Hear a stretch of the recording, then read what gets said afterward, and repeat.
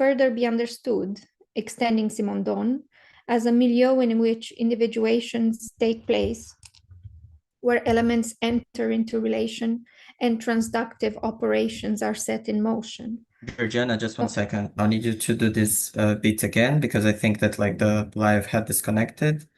So we'll just have to, let me see. You mean start with Yiannis's summary? Yeah. Okay. Yeah, no, from the beginning, please. Sorry. From the beginning. Okay. Good. Just let me know when to begin. It should be good now.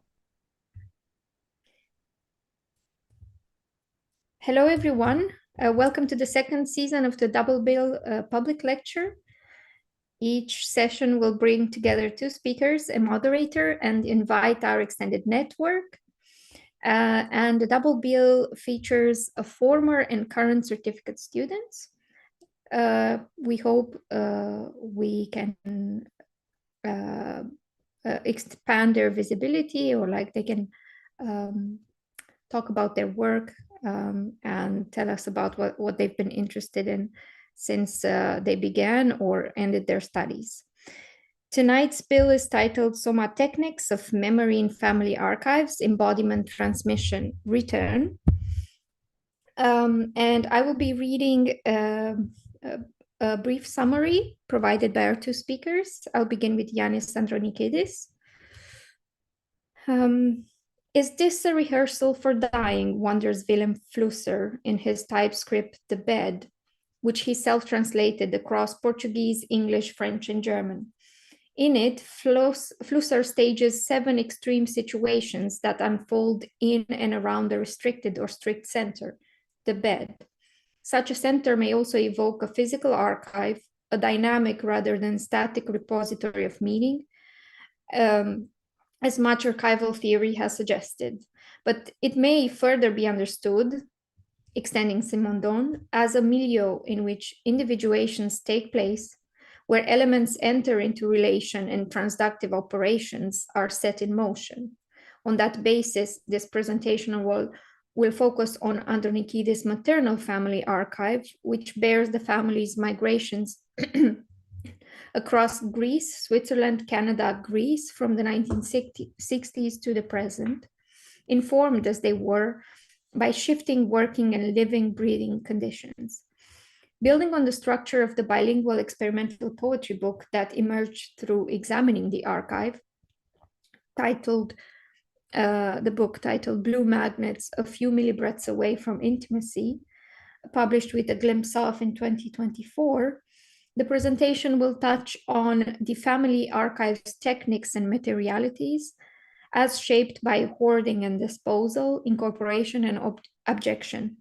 Its intimacies unmade through de- and re-familiarization, the blurriness with which living stories are transmitted intergenerationally, and how in re-archiving the ears may become the most vital transducers,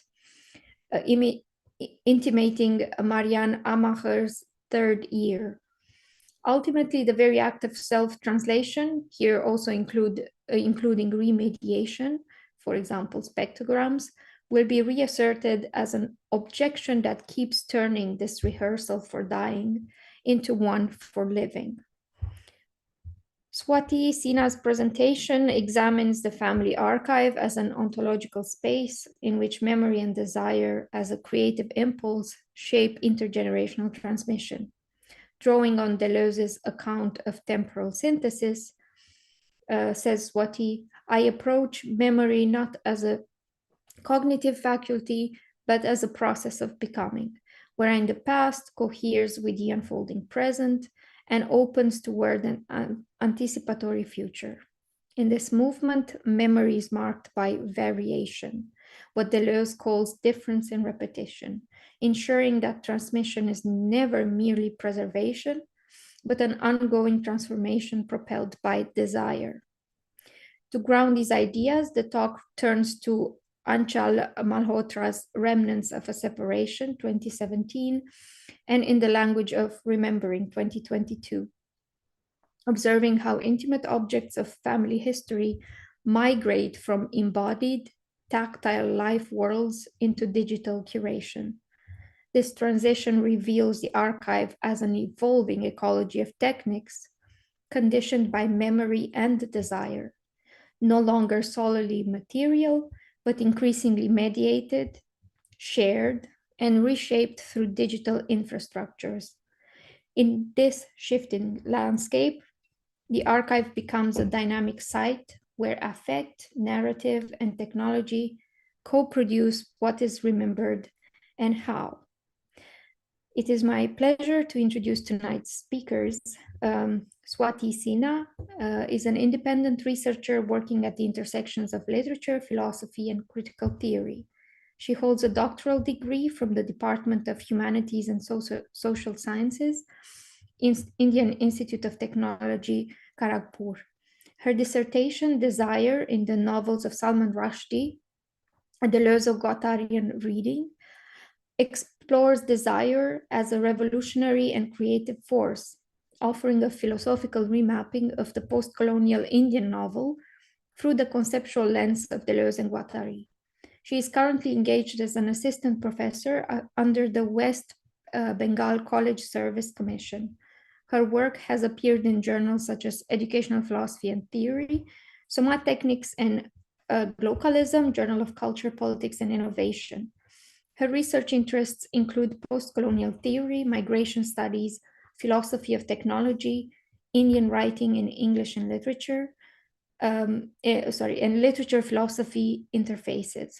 She continues to investigate how contemporary global transformations, particularly technological and migratory, reshape affect, memory, and narrative in the humanities. Yiannis Andronikidis is an art historian, writer, and translator. His book, Blue Magnets, A Few Millibreaths Away from Intimacy, was published by A Glimpse of Athens in 2024. He is co-editor of the journal Brosura, Manual of Pirate Languages, and co-founder of the collective Coated Spirits.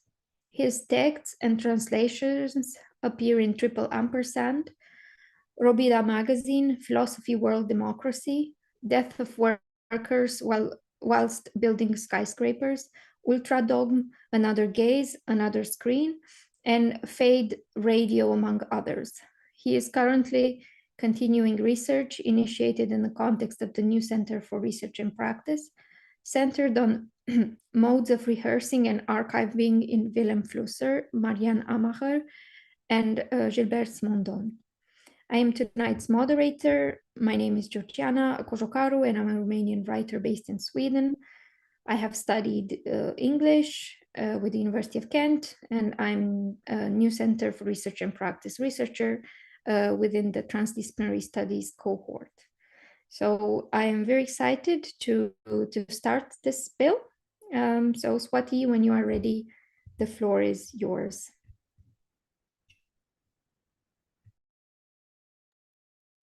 Thank you, Georgiana, for that brief overview of my talk and for the kind introduction. So good afternoon, everyone. It's late evening here. Good evening, everyone, anyone watching from this part of the world. I'm Swatee, and I'm currently part of the Critical Philosophy program at the New Center for Research and Practice.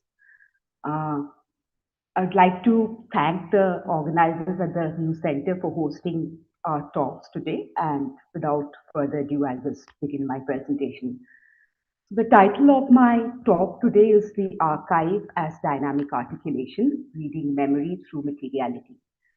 My talk examines the archive as a dynamic articulation of memory, and it argues that contemporary digital infrastructures have profoundly transformed cognitive and mnemonic processes as we understand them. So historically, when we think of memory or memory formation, it's usually grounded in somatic transcriptions and requires duration, effort, and bodily participation. All of which sort of allow memory to sediment gradually within lived experience. In contrast, if we think about the contemporary digital condition, it increasingly relies on outsourced or exosomatic memory, where recording is instantaneous, machinic, and externalized into devices, platforms, and cloud-based infrastructures. So this kind of raises critical questions about the erosion of the organic texture of cognition itself. To conceptualize this shift, I envision memory in my talk metaphorically in terms of geology, a layered narrative composed of sediments, strata, fossilized traces, tectonic shifts, compression, and displacement. Rather than replacing earlier forms, digital memory functions as a seismic force that activates, liquefies, and redistributes older mnemonic layers. That will be the premise of my argument today. Yet this acceleration also risks what Bernard Stiegler described as digital proletarianization, whereby the outsourcing of memory short circuits slow processes of inscription, reflection, and individuation. So this reduces subjects to passive consumers of machine-generated recall. So digital technologies thus operate as a kind of pharmacon, simultaneously a poison that diminishes attention, duration, and embodied thought, but also as a cure that expands archival reach, preserves fragile histories, and enables new modes of mnemonic retrieval. In order to understand a new architectonics of memory, which I propose in the talk, I'll be drawing on Deleuze's three synthesis of time that maps its transformation across distinct mnemonic milieux. The first synthesis is one of habit and corresponds to embodied somatic memory, formed largely through repetition, gesture, rhythm. The second synthesis is memory as representation, and this aligns somewhat with the material archive that we are discussing today, where memory becomes externalized through objects, documents, photographs, and heirlooms, enabling durability and also intergenerational transmission. And finally, we have the third synthesis, which is the synthesis of eternal return. And this finds resonance in the digital age, where memory becomes generative, recursive, and recombinatory. So in this final synthesis, memory is no longer merely something that preserves the past, but it has the potential to actively reorganize the past, returning difference rather than sameness. So applying this philosophical framework to the family archive, the talk will argue that the digital transcription of memory enables new forms of mnemonic architectures. The family archive today fuses embodied habit, material traces, and digital circulation, creating conditions for therapeutic retrieval and narrative repair. So this argument is grounded in a case study of Aanchal Malhotra's Museum of Material Memory, which I'll be referencing towards the end, a crowdsourced digital repository that documents the material culture of the Indian subcontinent through personal objects, testimonies, and memorabilia. So I'll just take a moment to share my slides.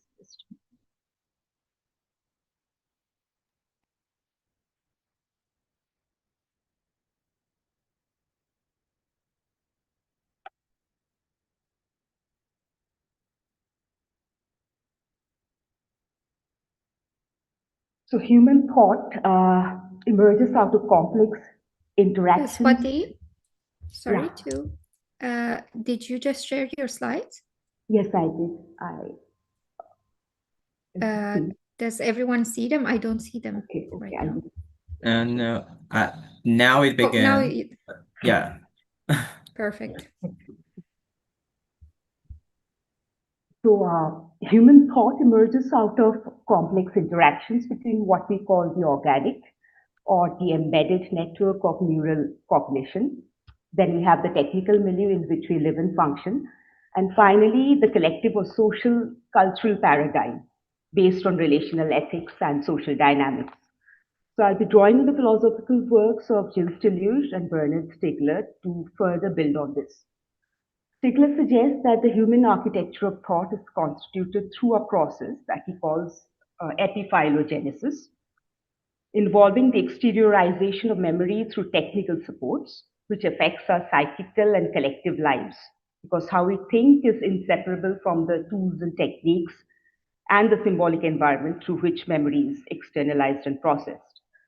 So if you recall Simondon at this juncture, he specifically states that individuation as a phenomenon is something which is never purely psychic, but always trans-individual. In other words, it unfolds within a shared symbolic and technical milieu that precedes us. And another way that we can explore this trajectory of thought is Deleuze Guattari's idea of the abstract machine, which functions like a diagram or flowchart comprising of flows of affect, matter, and meaning. So bringing these three concepts, that is Stigler's epiphylogenesis, Simondon's trans-individuation, and Deleuze Guattari's abstract machine, we have a very powerful lens for understanding how contemporary digital techniques intervene in the formation of imagination, memory, and desire.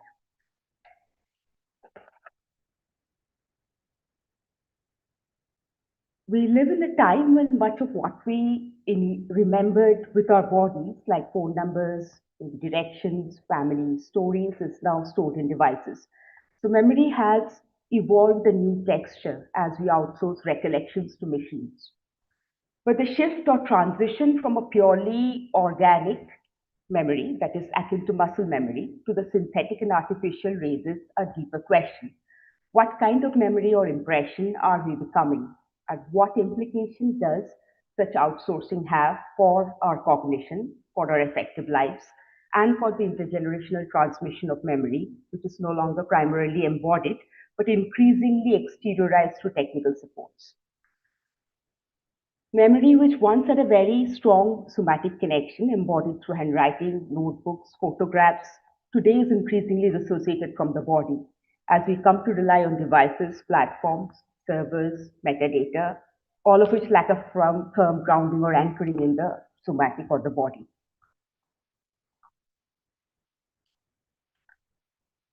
So consequently, we are faced with the question, are we losing something? Does the outsourcing of memory weaken our ability to remember? Does speed replace perceptual depth in our digital universe? And now that we have increasing accessibility to information, does that replace meaning? So Stigler's primary concern is that when machines remember for us, do we stop remembering with ourselves? Memory historically was something meant for slow creative processing, something which was iterative, and if I can use the term, it had its own geomorphology, functioning as a layered narrative. It was something which lived in repetition, in gesture, in handwriting, in daily rituals, gradually unfolding over a span of time, where retrieval was always fragmentary. This gradual unfurling or the mnemonic landscape allowed for a process of slow fermentation. Today, memory formation is instantaneous, where we no longer need to actively participate in memory making. We no longer copy in handwriting, revise or rewrite. Instead, we record, upload, archive, and search. So what has changed to the advent of the digital era is the element of speed and the scale of information that we are engaging with. Our neural circuits of retention are now automated through devices across large databases. By shaping language, desire, and attention, contemporary digital techniques erode our retentional circuits. If we think of organic memory, it is not something which is identical because every act of recall alters the memory itself. The earlier asymmetrical properties of memory rerouted through a technical plane are now characterized by algorithmic symmetry and automation. This short circuits the emergence of a singular sensibility, something which can only be arrived at through asymmetrical repetition. Swatee, just 1 second. Could you please make the slide presentation full screen? I know that like some of the slides have a bit more text, so it just makes it easier to see. Thank you very much. Every act of recall kind of alters the texture of the memory itself. So the earlier asymmetrical properties of memory rerouted through a technical plane are now characterized by algorithmic symmetry and automation. So this what has happened as a result is this is short-circuited what Stigler calls a singular sensibility, something which can only be arrived at through asymmetrical repetition. So in digital technologies, thought becomes something which is immediate, something which is machinic, and that affects the organic texture of memory itself. Stigler warns us that when machines remember for us, we risk losing the organic conditions that generate thought. This is what he calls proletarianization of cognition, the loss of our ability to form memory through lived experience, through delay, through repetition, through careful curation of affect. As digital capitalism proletarianizes the mind, memory leaps from mind to cloud in seconds. What we lose in the process is not just skill, our capacity for imaginative recollection, but more crucially, our agency over our memories. Where the imagination once conditioned and contracted intensities or flows of affect, allowing memory to form through open-ended encounters, it may now be increasingly conditioned by algorithms that pre-structure and select what we recall. This becomes a kind of neurocognitive modulation practiced by digital capitalism. Although Stigler warns us about the dispossession of individuals from their capacity to desire, to imagine, to remember, and anticipate, he also insists that techniques is a pharmakon, a concept he borrows from Plato. Pharmakon implies both problem and remedy. So on the one hand, digital memory can diminish our attention, collapse duration, and accelerate forgetting because we are no longer actively applying our minds. But on the other hand, it can also simultaneously preserve fragile histories, democratize archival access, and also help expand memory beyond the limits of the local and the familial.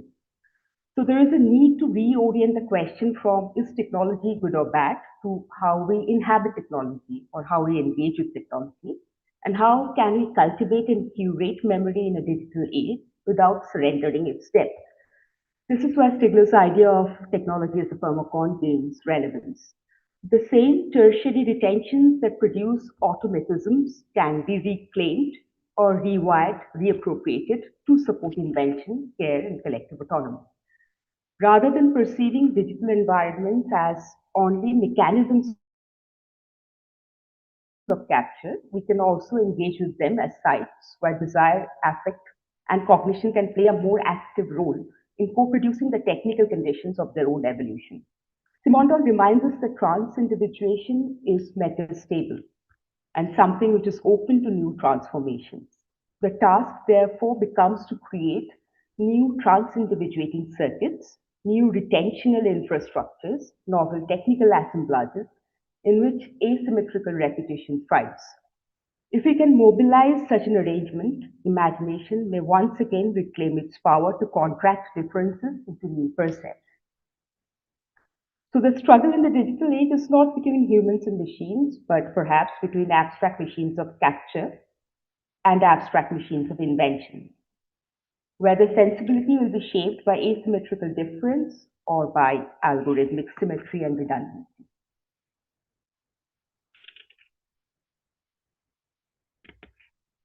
The primary concern that shapes an ethics of memory is how do we protect the effective integrity of lived experience.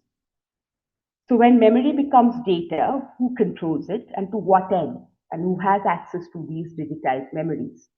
How do algorithms shape what is remembered and forgotten, and what does it mean to display, reproduce, or commodify memory?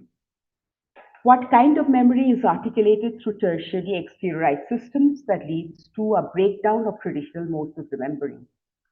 The encoding of memory through digital technologies has led to the evolution of new neurological and cognitive infrastructures or universes. Traditional mnemonic systems have given way to new forms of memory literacy, that is, new ways of learning how to remember.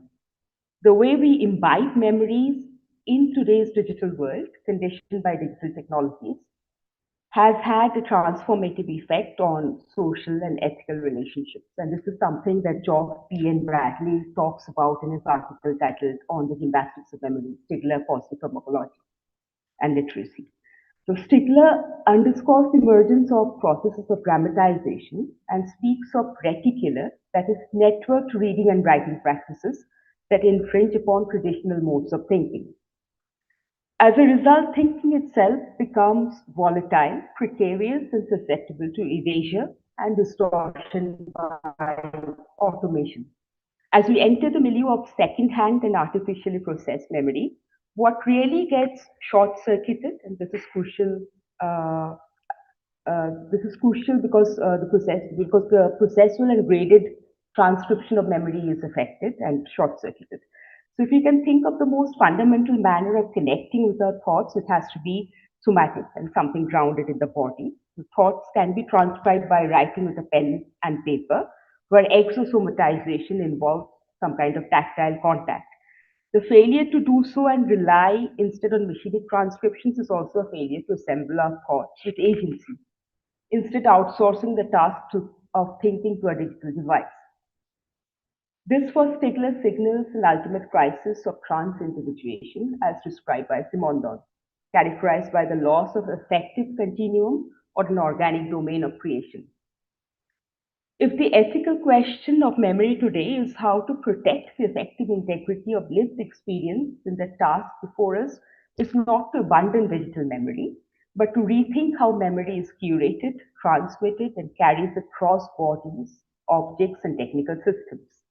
In other words, how the graded process of memory transcription look today.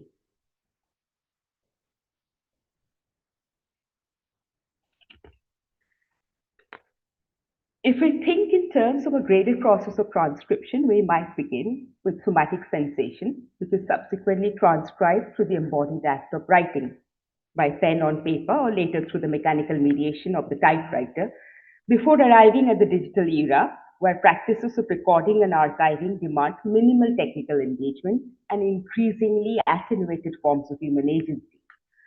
The central problem, therefore, is whether the passage from the somatic and embodied forms of memory to digital infrastructures of inscription can be accomplished without a substantial leakage of the affective and sensory residues to which memory acquires texture, tone, and force. Simondon's trans-individuation requires that thought is formed neither privately nor is it machine-generated, but remains collaborative and genetic in orientation, emerging out of a state of material flux and interlayering of the somatic, the material, and the machine.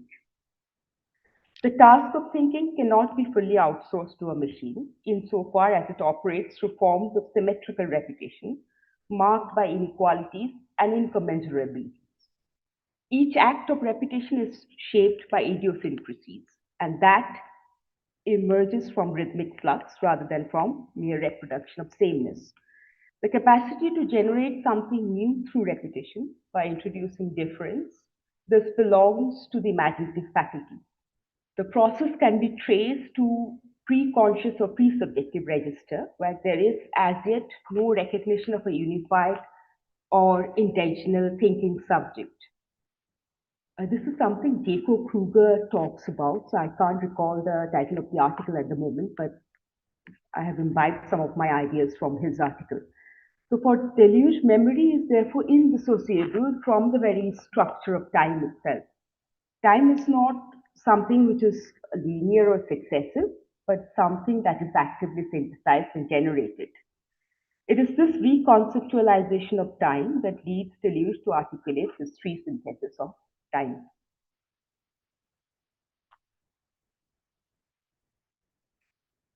The first synthesis is that of habit or embodied memory.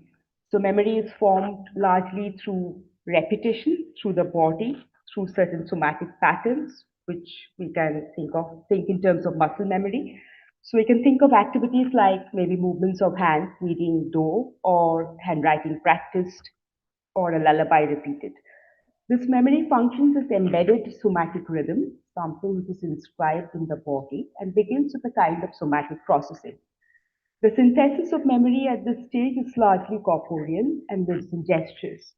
The use of techniques is minimal at this stage, perhaps a pen, paper, very fundamental tools, or a page, all of which are somehow connected to the body and require delay, rhythm, and presence.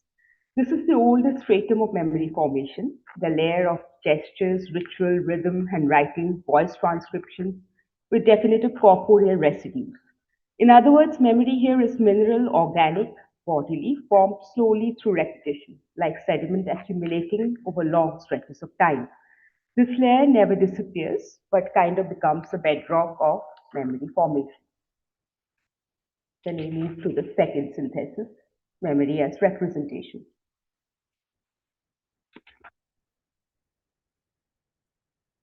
In the second synthesis, memory becomes the material relay of the pure past.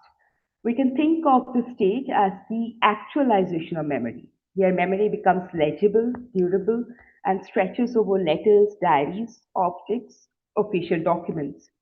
This is how memory enters the world of symbols, records, archives. We can think of this in terms of a fossilized layer where memories may crystallize around objects, letters, textiles, documents, in other words, how memory is preserved.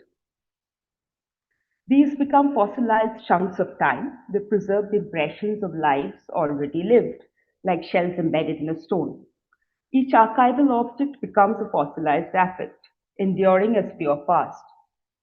Grief preserved in handwriting, stories of migration embroidered on a shawl, or narrated by metal instruments, family history compressed into analog photographs with direct physical inscription of time on photosensitive surface, carrying temporal residues like scratches, dust, the slow fading out of the texture.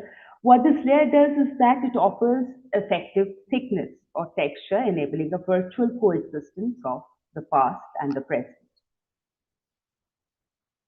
The third synthesis is one of eternal return. Here, memory is fluid, it is recombinatory, it is something which can be looked up, searchable, unstable, and dynamic. This is the most versatile, volatile, and active layer compounded by the emergence of digital technologies. What digital technologies or modes of archiving do is to provide increased accessibility to the fossilized layer, which can be excavated, churned, liquefied, and redistributed, creating new topographies of meaning. The third synthesis has the capacity to both sort of amplify and obliterate, and this is where the Firmacon is most active. If we think of the narrative of memory as a layered geological narrative, digital technologies are not a new continent. They are rather a tectonic shift. They activate older layers, liquefy buried archives, and bring forgotten sediments of experience back into light or back into circulation. So, as memory becomes searchable, shareable, recombinatory, what returns is not the same but a variation. Memory is therefore more akin to a geology.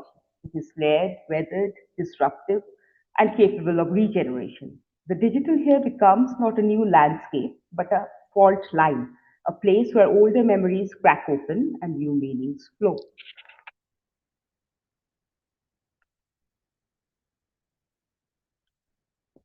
Now I'll be looking at the family archive across the three syntheses, if we can map the concept of the family archive across the three syntheses. So I'm just going to, this is the concluding part of the talk. So I'll try and apply this philosophical framework to something intimate like the family archive. If we think of habit or embodied memory, it begins in the body, in the way we learn to speak, to use a tool, to perhaps embroider, perform rituals, carry grief, participate in a shared embedded culture through gestures and body language. Then memory becomes material, finding a home in perhaps a wedding sari, a garment, a brass artifact, a certificate transported across borders, creating a material imprint or material repository of affect. When we transport these mnemonic traces into the digital database, these objects, residual rituals enter a different spatial economy. As these mnemonic traces are digitized, uploaded, narrated, geotagged, shared, something remarkable happens. Digital archiving often allows narratives to surface that perhaps could not be narrated or spoken of in real time or embodied time due to their traumatic associations. So under such circumstances, the archive becomes not only preservational, but something which has therapeutic relevance, a site where inherited silence meets digital visibility. Now, Stigler has this very interesting concept of the amateur as the archivist. Stigler turns to the figure of the amateur not as someone who's unskilled participant, but as one who curates slowly, selectively, and affectively, refusing to let memory be reduced to data or mere circulation. As an archivist, the amateur remembers not for efficiency, profit, or accuracy, but as an act of care, attention, and desire, creating circuits of shared memory that remain open to affect rather than closed by algorithmic conditioning. So, in the philosophy of Bernard Stiegler, the figure of the amateur emerges as a central site of resistance against what he calls proletarianization of sensibility, the systematic erosion of attention, care, and know-how under industrial and digital consumer capitalism. This is something he speaks about in Techniques in Time. Far from denoting a non-professional or dilettante, the amateur is defined etymologically through the word amer, that is one who loves, cultivates, and takes responsibility for a practice, art, or a domain of knowledge. Stiegler reconceives the amateur as an archivist of human experience, operating through the careful engagement with tertiary detentions. Technical support such as books, archives, recordings, digital media that exteriorize memory beyond the individual mind. In the digital age, the amateur does not passively consume these retentions, but actively selects, annotates, indexes, and curates them, thereby reasserting agency over memory and attention. Within what Stiegler calls an economy of contribution, the amateur functions as an ideal counterfigure to the consumer. By sharing, interpreting, and sustaining knowledge practices, the amateur fosters a sustainable libidinal economy of memory and desire that resists the symbolic misery produced by mass media. Through this work of archiving and attention, individuation becomes trans-individuation, a collective process grounded in care, in critical judgment, and the recovery of technical memory.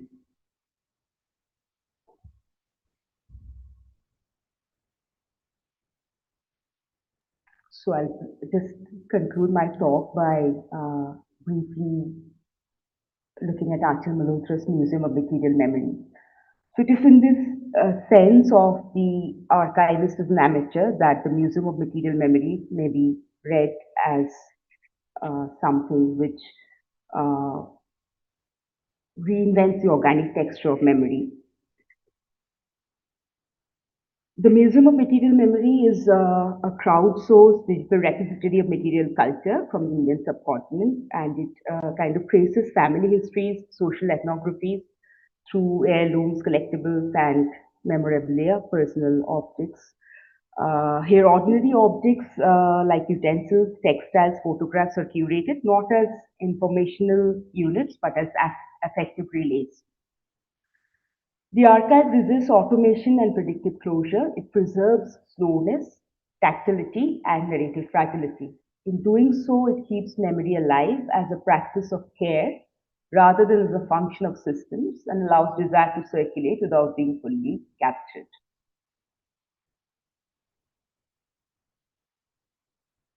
So I've extracted these images from the Museum of Material Memories, and I'll be briefly shedding light on the significance of the images themselves. So the first one that I'll be looking at is the first object is a wedding card, and it's dated 5th June 1963. So its surface is sort of marked by what the contributor describes as quote unquote the soft fraying of age. Paper stored in an almirah for decades, brittle to the touch, carrying the scent of time.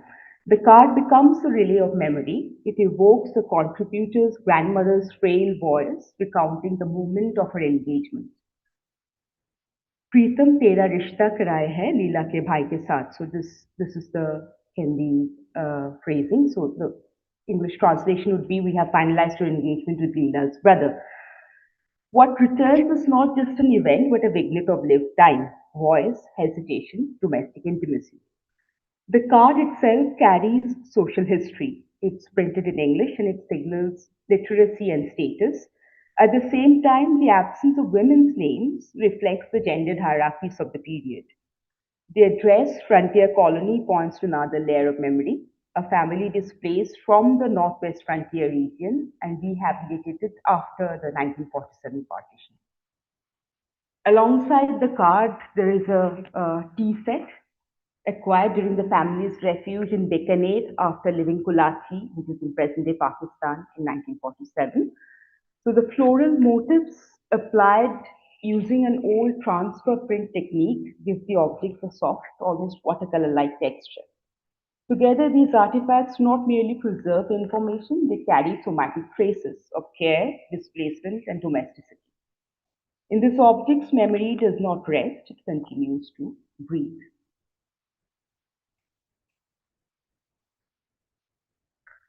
The next photo essay is titled The Brass Box from Sushi's Childhood, and it centers on a small brass, which is called Peetal in Hindi, Peetal box, gifted to a 10-year-old Sushi by her elder brother in the 1950s. With its circular lid, latch, and delicate jali that is lattice work, the box is a minor object, almost a curio. Yet this object carried a life, so she used it to store her doll's clothes. It traveled with her to Delhi in 1964, was tucked away in a trunk, and later rediscovered, along with remnants of a girlhood left behind. What returns to the box is not just craft, but continuity, affection, movement, and the quiet persistence of memory through displacement. Another photo essay contributed by Riaz from Saudi Arabia traces memory through a hand-embroidered tunic. Made for his maternal grandfather by his step-aunt, Bibi Nur Jahan, in Karan, Balochistan. Here the tunic holds more than the fabric. It carries skills, generational knowledge, and a relationship to land. The object becomes a relay for community, for tribal ways of living, for inherited care, where memory survives not as information but as lived transmission. Across these examples from the Museum of Material Memory, what we see is not nostalgia, but amateur archiving as an ethics of attention, where objects sustain memory as practice, not as data. In this sense, Museum of Material Memory can be understood as the contemporary practice of amateur archiving in Bernard Stiegler's strongest sense. The archive does not seek to totalize memory or sterilize it into authoritative narratives. Instead, it allows objects to speak through partial stories, through silences, textures, affective residues.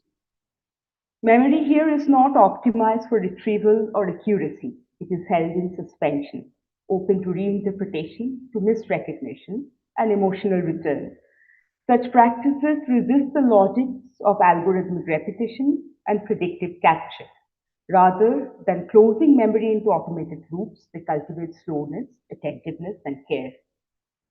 Memory's fragility is preserved not as a flaw, but as a virtue, allowing desire to circulate as attachment, curiosity, and vulnerability. In this way, the archive remains a living site of relation rather than a terminal repository of data. I think I'll conclude my talk here. Thank you very much for your patience.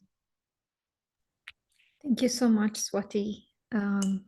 It was very impressive, and I've reserved a couple of questions or discussions that I would like to open. But I would say we move to Yiannis's presentation, and then yes, I'm excited to reconvene and get going. So, Yiannis, please, the floor is yours. Thank you, Georgiana. Hi, everyone. Let me quickly share my screen. And let me know if it's full screen, Georgiana, is it? Great, okay. Yes, it is full screen. Amazing, okay. So, hi, everyone. Thank you, Georgiana, for the introduction, and Swatee as well for the presentation. It was really interesting. Also for me to revisit some things there with Stiegler. And thank you to the new Center for Research and Practice for giving me the opportunity to present aspects of my bilingual experimental poetry book, Blue Magnets, A Few Millibreaths Away from Intimacy. The book's theoretical and philosophical, let's say, threads were developed both before and during my time at and the final project at the new center, which involved and still does exploring questions of rehearsing and archiving across 3 archives, the Vilém Flusser archive, mainly in Berlin, the Merenamacher archive, accessed remotely, and of course my maternal family archive, which the book itself is about. Now these elements already constitute a great deal to take up in a single presentation, so what I will do is focus on practices of archiving and rehearsing, and through those to self-archiving, specifically within the family archive. And note that throughout the presentation you will see spectrograms, such as the one on this slide, which I generated by scanning the archival materials and turning them into sound. Essentially as visual representations of the spectrum of frequencies of a signal as it varies with time. These spectrograms became new images while carrying the ghostly visual sonic presence of the archival material, and I will explain and talk about this more. The title I've given to my presentation under our common title is "But Nails Produce Punctuation," a phrase drawn directly from the book, Rehearsing Life-Death Within the Family Archive. And I will touch upon those terms as well as elaborate on the elements of the common title, so embodiment and estrangement, transmission intergenerationally in all its blurriness, and return in all its ostensible clarity and potential ambiguity. Before I start with the main presentation, let me just say that the book itself, which you can see here, is bilingual and it self-translates the migrations and movements of my family on my mother's side. The migration of my grandfather, Nikos Katsanos, from northern Greece to Wittnau in St. Gallen in Switzerland in 1960 in search of work in metalworking and later on precision mechanics and optics factories. The migration of my grandfather and grandmother, Stavroula Stella Zanidou, to Sudbury, Ontario, Canada, where my grandmother and her family had already migrated in the 1950s. And in the book's core, operating like a magnet, lies their return with their 2 daughters, my mother and her younger sister, to northern Greece in 1978. It is with those in mind, as almost a guide, that the book engages intermittently and in different arrangements, material spanning from the 1960s to the present moment of its writing, from transmission to reception, 224, the year it was published by A Glimpse of in Athens. So without further ado, I will begin now with the main presentation. Is this a rehearsal for dying, wonders Vilém Flusser in his typescript, The Bed, a text he self-translated across English, French, German, Portuguese. In The Bed, Flusser unfolds 7 extreme situations: birth, reading, sleeping, love, insomnia, disease, and death, around a restricted or strict center. Here on the literal bed is where these situations unfold. The cradle where one is born, life, the place where one gets informed or suffers information, as Flusser articulates it, breaks open, where doing cannot be undone, a phrase taken from William Shakespeare's Macbeth, which reverberates on different occasions, punctuating this typescript, life's opposing and diffracting forces, and that of departure, death. And here on the metaphor bed, one lies and steers up the groundless ground of self-translation, a self that produces a translation text, often words, phrases, paragraphs moving around as we switch from language to language separately and simultaneously, some disappearing, to give a definition via Flusser's and my own approach, and a translation text that in turn comes to share characteristics with that self. Blurry, entangled, apostrophal, multiple, multiplied, now dizzy, out of breath, on the operating table. Translation, the first operation. Translation, the last incision in the lab's of the departed, to quote Frank Lialidis, aka V. Stylianidou. I wonder what, if anything, changes in self-translation. What becomes of that self within the intimacies of the family archive? And what kind of operation is needed to think of, extend, double the bed as the family archive, to stretch ourselves on that bed Procrustean? Home, where, Flusser asks, what is it that shelters us, protects us from the world? Is there a center, a base for advance, a place to retire to, a ground for provocation or refuge? Is the world solid? Do we have a center and a horizon? Is there a sense, a meaning, a structure to our lives? How can we give ourselves if we cannot find ourselves? How can we act without contemplation? Where are we to leave to if we have no return? Can there be an alphabet with no alpha and omega? Can we decipher an alphabet that stretches from nowhere to nowhere? Is there a rehearsal letter in the family archive? A start and then an end point? Intimacy and familiarity are two elements people working with family archives tend to associate with them, often only to contest them post-entry. What's familiar should be familial, or isn't intimacy the furthest within the houses and sides? Encountering the archival material, apart from its deafening silence, which I will contest, and whose accumulating gestural tendencies and herein questions of value I will turn to, along with the underlying language of the stomach in which the whole book is written, ingestion, metabolism, secretioning, is often felt as quite the opposite of intimacy.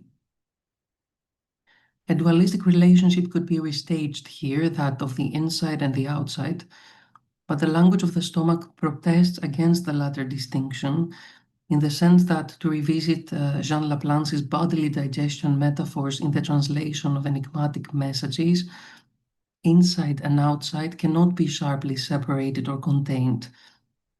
The food that is outside the organism enters inside it, both becoming part of the inside and being reconstituted by the inside into another form that will exit outside. And thus it is within this metabolic indistinction and against the gravitational pull of the inside-outside dualism that intimacy leaks out as a blurry secretion, a vicious jelly warmed up and projected melting on the screening surface.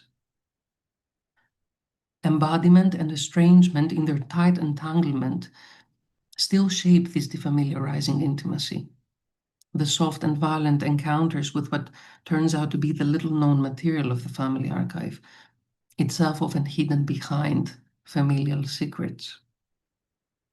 This may be because in intimate archives, among which I consider family archives, we come across both a promise and a problem. A promise of emotional fulfillment and belonging of a family, quote unquote, but one that is mediated through structures such as gender, race, class, sexuality, which can also constrain and injure. It is within this tension, at the strict center of the nuclear or extended nuclear family, the bed that is the family archive, where the self rehearses mid-incision, where we let the intimate ways we speak with our families to use us, and the groundless ground of self-translation to wound us again. And here where we defamiliarize, the wound making impossible connections between languages to betray and rewrite official history, to find our body in the family archive. My body, my archive, poet Erin Mouret writes in relation to her own aporetic migration via the archives of poets.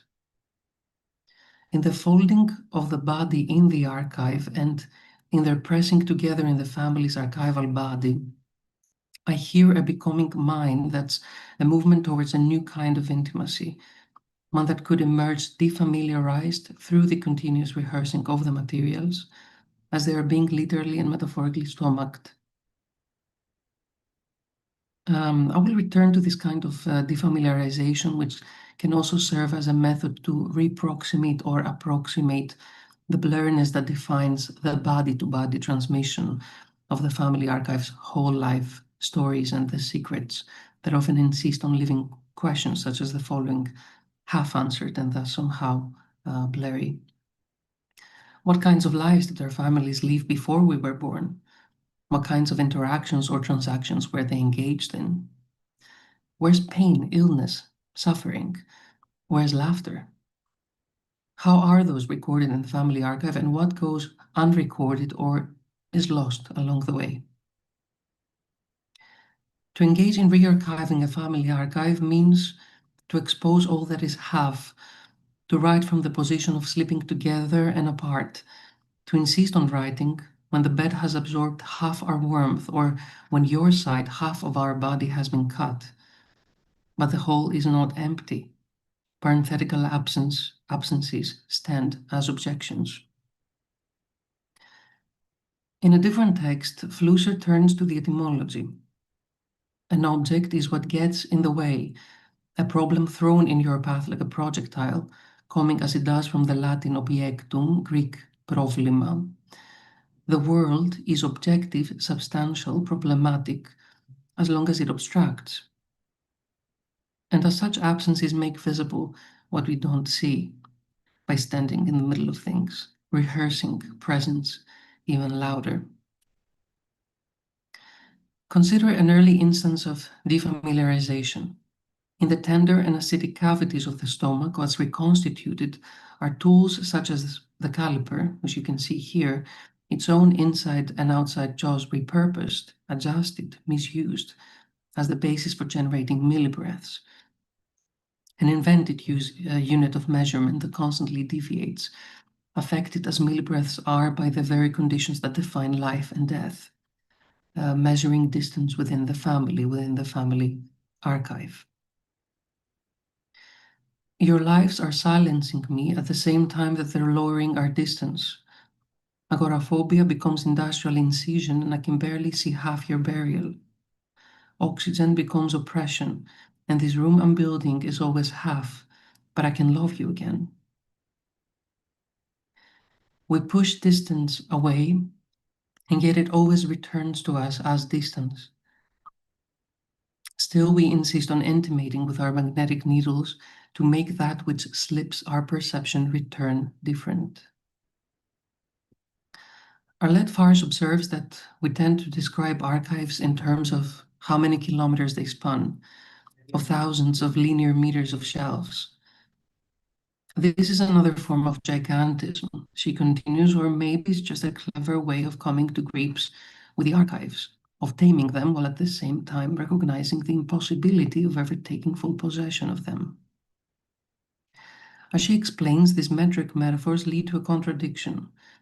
Stacked on shelves, measured in kilometers like roads, the archive seems infinite, perhaps even indecipherable.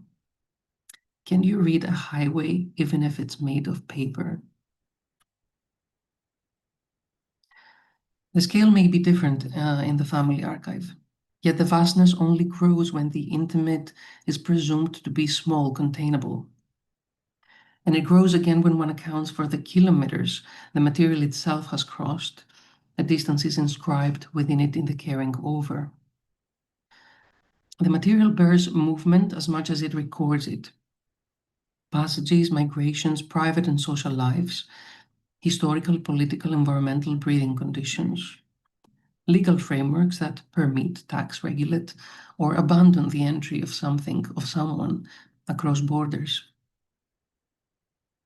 First carried in suitcases, my maternal family archive comprised postcards, letters, legal documents, receipts, and photographs of familiar or totally unfamiliar, even to family members, persons, many of which had already circulated through the mail, sent and received across distances.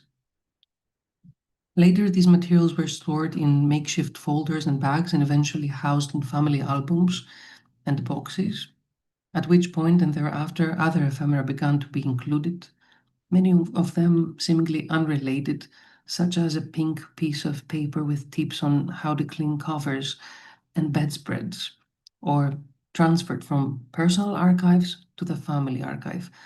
For example, tools such as the caliper that I shared with you, a process that continues to this day.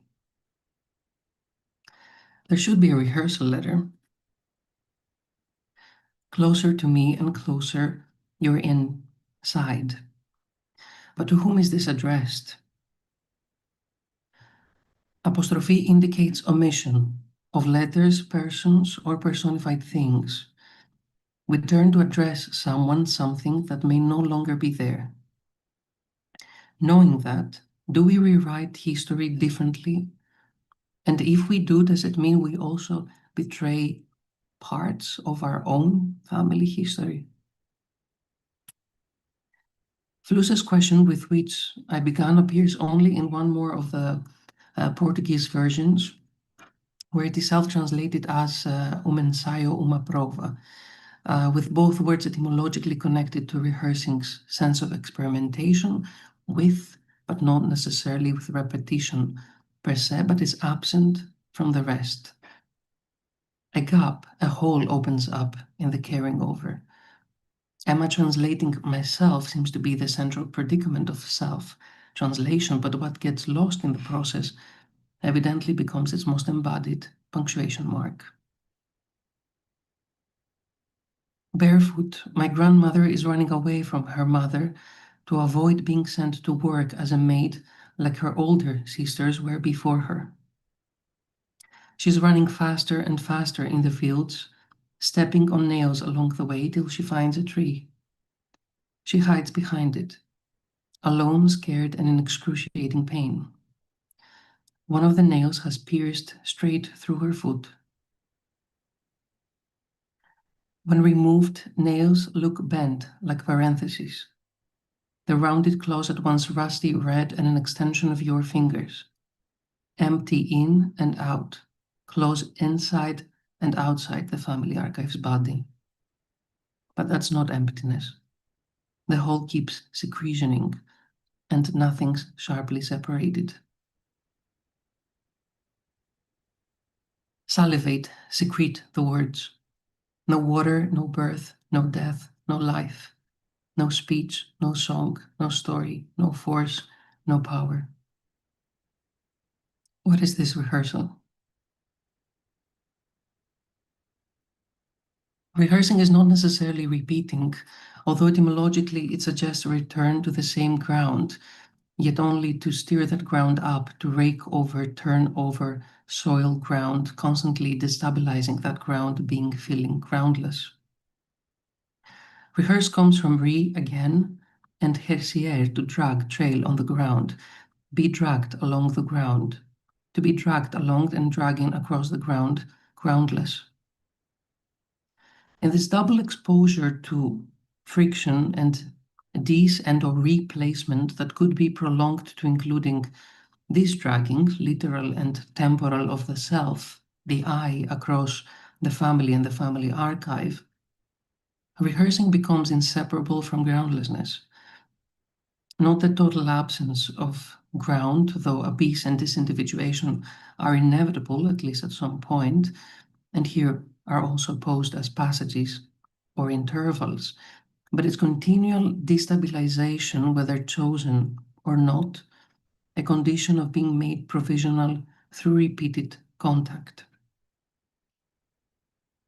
Motion and motionless, to rehearse might also mean to vert, as Flusser conceives of conversation, a flowing fabric that constantly turns and is constantly flipped and refolded until it returns to what appears to be its original shape, only different. There's no replica or no replication. Accordingly, in self-translation, by extension, or in many cases almost tautologically in rewriting, rehearsing does not participate in what Anna Vojanovic and Bojana Cvejić call aesthetic individualism, governed by the imperative to repeat and instill the self. Rather than repeating with the aim of perfecting something, rehearsing involves the accumulation of as many points of view as possible, a strategy Rainer Goulding detects in Flusser's self-translating approach, which is to say capturing as many after effects of a floating blowball as possible instead of disciplining expression in a single stabilized form. Repeated contact entails attraction and repulsion, operating both at the level of the self and at the level of the family, with all its too much love and chokeholds that Fanuel Antwi so incisively describes in relation to cuddlings, intimacies. And it also entails encounters with the official structures and bureaucratic processes of the state, through which documents that families most deliberately tend to keep and preserve, birth and death certificates, marriage records, and other life stage documents, come to legitimize not only this kind of intimacy, which is constructed around and preserved through the reaffirmation of the idea of family possessions and identity, but existence and non-existence themselves. Provisional, yes, but nails produce punctuation, and contact can be pleasurable but also deeply painful, injurious, or deadly in the racial embrace. If nothing else, in the carrying over, dragging, and being dragged are unavoidably inscribed on skin's recording surface. Groundlessness is inscribed, trying to live or survive in a place that rejects you linguistically, existentially, legally, and where you're often made to work yourself to death. It's on that basis that self-translation is first a survival practice. It develops on the border, on the geographical border that strips, kills, and if not, pushes back, where? In the spaces between languages, known and unknown, and between the family and the family archive. In between, there's often no equivocal proximity. But self-translation bears the passages that threaten to dissolve those or that which passes, be that a language, a body, an I, to think with Elena Basile. And impossible deaths occur when moving between languages, as Sofia Bebeza has observed in multilingual writing, between spatial and temporal registers, between intimate archives, I would add. Passing through the archival material is yet another form of contact, and it feels like an intrusion, for bequeathing a box of materials doesn't make of this an archive or a family archive. The house is not yet an institution. No one intended for it to be one to start with, and its accidental accumulation and unsystematic organization insist on this unofficiality. I is addressing a language, a body, an I that might no longer be there, but I insist on rehearsing. What is this rehearsal? I guess your language means little to others. My stubborn cough, my heartbeat, my fatigue, my teeth and mouth, my leaning posture, my turning weathers, my never having lived, my English, my glasses as they fall, my blues, my colluding with your escape, my having to stop. The eyes are multiple here. What's mine? Which is to say, are all eyes possessive? The story is me, neither me nor mine. It does not really belong to me, and while I feel greatly responsible for it, I also enjoy the irresponsibility of the pleasure obtained through the process of transferring. Pleasure in the copy, pleasure in the reproduction. No repetition can ever be identical. But my story carries with it their stories, their history, and our story repeats itself endlessly, despite our persistence in denying it.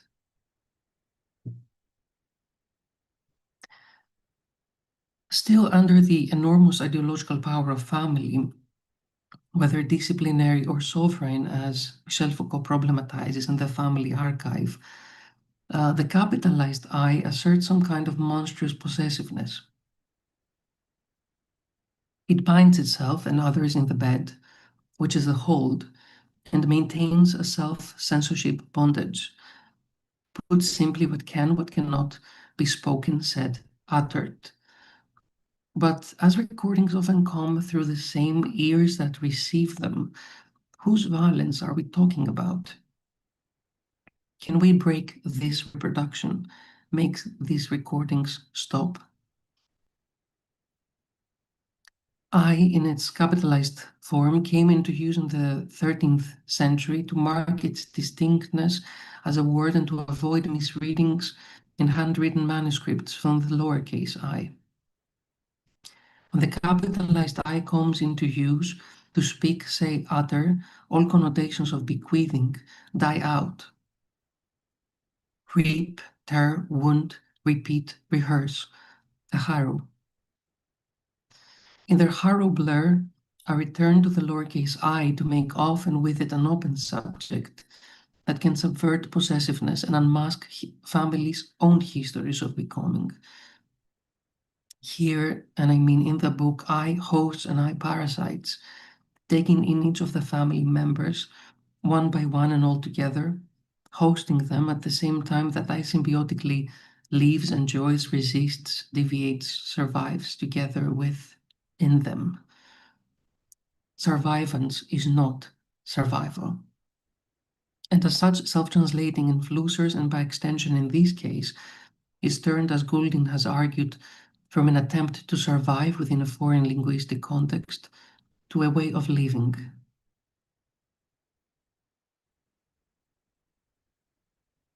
Along this self-formation process, the truth of many secrets is expulsed, as artist Maria Sideri has written about blue magnets. Things run aground. Secrets, like secretions, are not things we can hold indefinitely. Sometimes they rupture quietly, emptying out their stomachs without our noticing. And other times it is we who choose to open them up to expose what has been held inside. Which truth? The truth which doesn't make sense, which exceeds meaning and measure, which exceeds all regimes of truth. With the release, the multiple lowercase I wavers, loves, entangles itself, sweats, swings back to restraint, vomits. It searches for languages of a corresponding relationality in which to speak. Ingestion, metabolism, expulsion, or rather secretioning, tender and bruised cavities, mine and yours. Within and beyond intimacy, to be affected, passable, to feel blue, the stomach turns to self-translation, assembling punctuation in a disorderly way.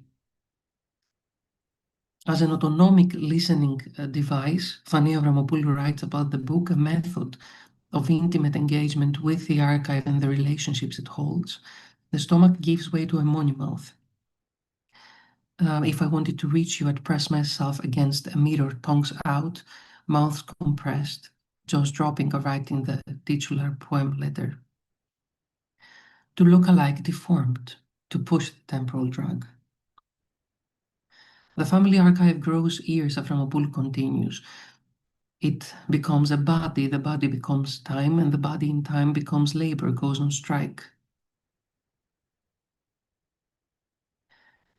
In between genders and tongues, life and death, dragging and being dragged, blurriness is not neutral.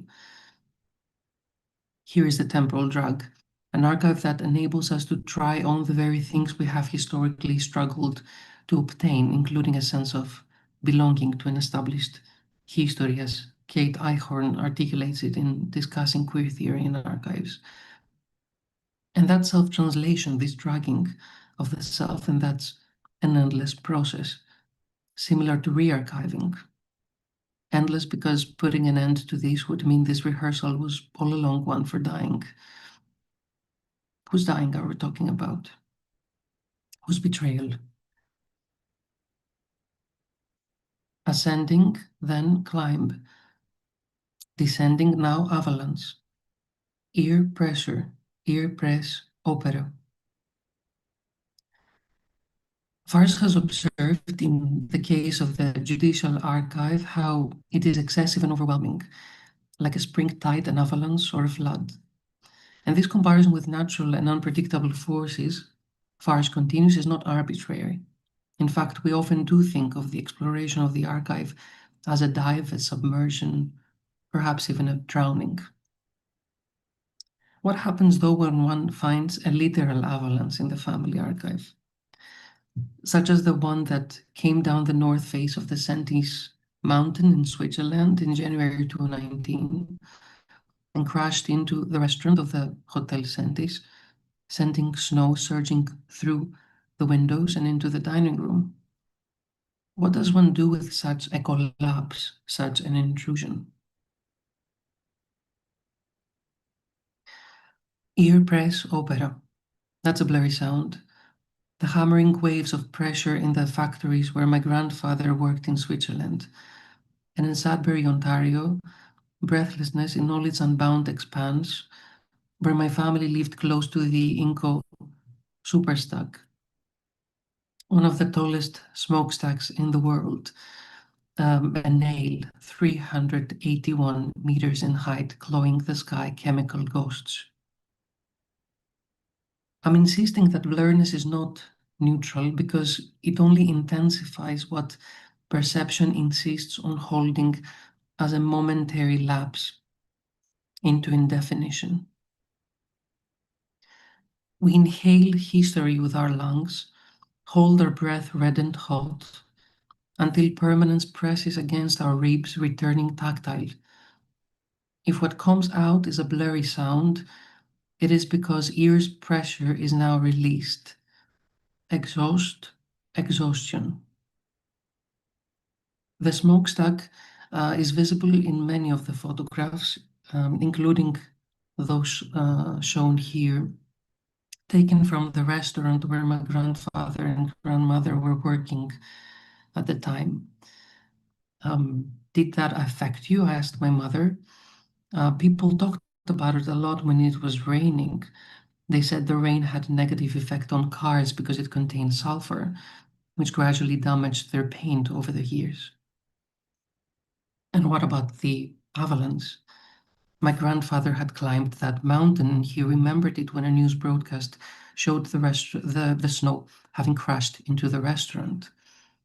He felt a sudden jolt at the memory's return, a strong attachment to that old memory that had surfaced anew, and a strange, almost immediate sense of danger, intensified by the fact that in his recollection, the restaurant was not merely struck by the snow, but swept away by it. What could that avalanche do to him, to us, now? Rather than think of management here, let us stay with a more pressing question, that of the ongoing maintenance of the family archive. The domestic labor typically hidden that reorganizes the material through modes of accumulation, which unavoidably raise questions of value, as well as disposal and disposability. Accumulation may be intentional or unintentional and often accidental. Plural and distributed, it is carried out by multiple subjects and mediated by many hands across time. At once systematic in its own unofficial way and unsystematic according to a palimpsestic impulse that keeps hoarding so as to preserve meaning or coherence, it may look like a burden of inheritance, carrying what others left before us. But think of accumulation alongside its failure, the impulse to keep everything, and the fact that keeping does not guarantee meaning or coherence. Accumulation is often accidental, also in the sense that the archive may be shaped through unintended destruction. Such destruction frequently occurs through play. Children write over documents, remove labels, or damage collections without recognizing their significance. I was one such child, stripping the descriptive labels from the rare rocks my mother collected and writing asimically across documents, regardless of their importance. In this way, family archives are continually reshaped, not only through inheritance and preservation, but through the actions of multiple actors whose gestures alter the archive's material conditions and determine its disposability. After such acts, do these now nameless rocks retain the same value, acquire a different one, or lose it altogether? And what becomes of the documents? What remains, remains. When discussing family archives, it's not uncommon to raise questions of value and disposability. Madison Brown has explored the latter, asking how familial memory is organized, what dirt it obscures, and what narratives get cleaned up in the process of throwing out family photos. She situates everyday acts of curating and disposing of individual photos or entire photographic collections as an undervalued area of feminized labor, akin to traditional domestic work, and uses the term memorial housekeeping to elevate these practices from a largely unspoken responsibility to a critical framework for the study of photo history. I would extend Brown's argument beyond photographs to encompass the broader range of ephemera found in family archives materials, often held in the blur, kept, yet perpetually on the verge of disposal, like that pink piece of paper. But if there's something Brown also draws our attention towards, that is how family archives are often organized in makeshift or informal ways, in random boxes and folders, and inside those, smaller bags, as it was in my case, but also in garbage bags, as it was in Brown's case. The latter referring to photographs that were deemed disposable, such as two images accidentally exposed atop one another within their designated historical moment. Brown uses the term garbage bag archive, explaining that these so-called flaws, in combination with the fact that my mother could not recognize many of the people pictured in the snapshots, not only prevented them from being selected for display, but rendered them unimportant and unusable, better suited to the garbage bin than our family's photo archive.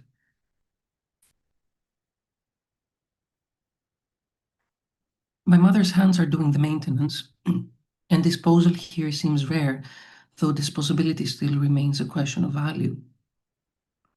And my father's hands are pushing a sea mattress, air escaping unevenly from the softened plastic, the sound a metonymy for death.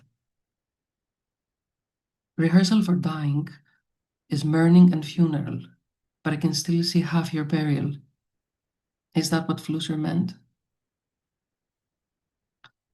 Re-archiving, and in that both accumulation and disposal are necessarily bound up with life and death. After my grandmother's death, for example, my mother brought all the objects and materials from her house into ours, so that they wouldn't be left there, she said, adding that those that couldn't fit had to be placed in boxes. Is this a rehearsal for dying? Working with archives, and with family archives in particular, often tempts one, at least initially, to construct a linear narrative of how things happened. But memory is fragmentary. One family member's recollection may contradict another's. Some things are forgotten, others are actively repressed. In some cases, as it was partly in my own, there's also a desire to remember, to return to transmit in all its blurriness what happened, what's happening now. This exposes the fragile boundary between personal or familial memory and official history, which do not always overlap. Indeed, within family histories and family archives, certain moments or facts surface as more influential than others. Unexpectedly, for me, a comet carving out Ontario's Sudbury Basin 1.85 billion years ago, forming the second largest impact crater on Earth. During the Vietnam War era, demand for nickel reaching unprecedented levels because of its essential use in armor plating and military equipment, leading Inco's Sudbury facilities to operate at extreme capacity, creating a high-stress and hazardous environment for workers, and not only. In the 1970s, from the window of her cousin's house, my mother watching a red-orange stream of molten slag being poured down the cliffs from the factories. Every time my grandmother's sister Thomai said and says Allah instead of but. We need this betrayal of the mother tongue, which is one to official language, to official history, as those tend to erase the bodies, the tongues that don't fit in their accounts. But nostalgia also plays an important role in this non-linear narration of history, marking a subjective organization of time and a private history, as Svetlana Boym writes, its own chronotypes, its own myths and memories. When one reads the book linearly, starting from one or the other language, English, Greek, the image depicting the moment they are about to leave Canada and return to Greece, as you can see in this spectrogram, appears at the end in both cases. But if one flips the page, one encounters the core of the book, the germ of this rehearsing archiving process. The top plastic half of that caliber case, taped at the middle, the tool my grandfather has kept intact since the 1960s, followed by the end of another language, only inverted. Is this the heart or the blue cortex of the caliber? The defamiliarization I was referring to earlier comes to be tied here with the spectrograms and the use of the blur. Before the opposite of intimacy, and in my previous account of it, I'm not excluding the possibility of encountering the total lack thereof. One often needs a radical strangeness to perceive the materials anew. To ask strange questions, such as what are the sounds that the ears of the family archive receive, but also those it transduces and emits, to think with Marian Amasher here. That's queer defamiliarization, as Helen Palmer defines it, a reproximation, an approximation, a touching that could be used as a deliberate and affirmative movement of defiance. The point of rotating, inverting, or shifting the mode of perception, which causes the observer to see the object as if for the first time. But what if all we can still see is a blur? We often speak of the deafening silence of the archive, yet the stories have been transmitted to me ever since I was born, and they continue to reach me in all their blurredness that is in extreme proximity and total distance. Of those, I produced multiple transcriptions, including the one shown here, which trace the intricacies but also the overlaps of the stories and the different ways of narrating what seems like a shared experience that never quite aligns. The glasses feel always dirty to think with, Fred Moten here. Myopic eyes work like camera lenses, resisting adjustment and filtering. The body's in motion as we search for that groundless ground to catch our breath. This persistent blur came to define my re-archiving of the family archive.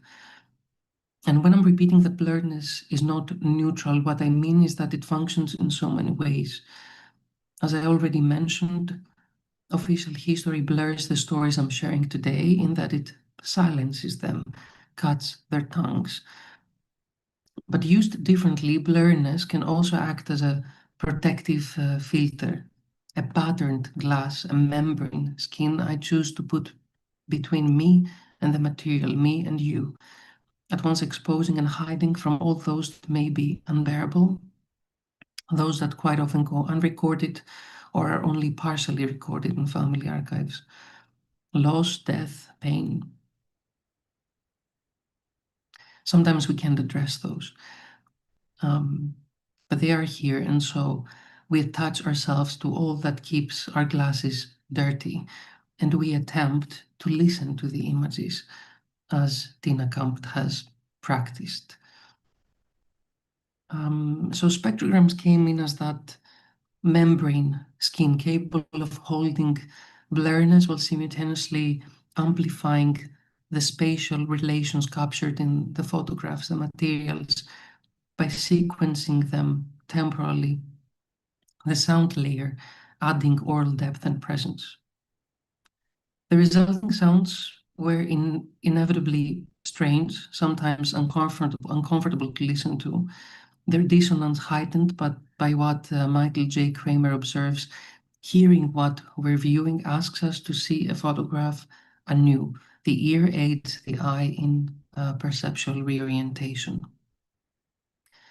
In that sense, the spectrogram is not a way to escape the contextualized interpretation of image data, but a means of attending to it more fully, to enter a synesthetic interplay between image and sound, one that sharpens what slips past perception, intensifying the presence of what lies beyond and exposing what these hauntings or these specters, to stay closer to spectrograms, are doing to us now. Spectrograms are pointing to all the enigmas, all the untranslated remnants that each of us carry, and they are pulling us into the enigma, into the scene of seduction, and towards translation, which, at least here, is self-translation. Home, where, Flusser was asking. The memory of a place both attracts and repels us. At the same time, it draws us in while pushing away everything and everyone that is no longer there. A house, a room, an archive may work like a magnet. Hearing the recorded voice of a loved one you had forgotten, remembering the sense of that loved one's fingernails, tracing their ridges before falling asleep, these too exert a magnetic pull. Repetition can also be magnetic. Loss is magnetic in yet another way. A few months ago, one of my grandmother's sisters, Maria, passed away. In this photo, they are embracing each other, my grandma and her sister. Around the time when my grandma was diagnosed with cancer. At the end of the book, we're fading away together with my grandma inside a soft avalanche. In bed's hold, our body appears, then gradually vanishes as if absorbed in the very fabric on which it rests.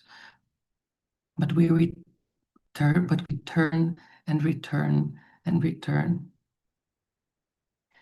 Flusser's phrase with which I began is intimating the extreme situation of death.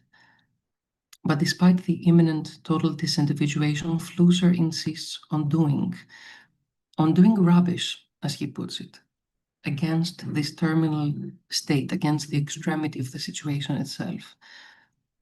He urges us to engage in what I understand as a kind of garbage gestalt, to resist the gravitational pull of cessation.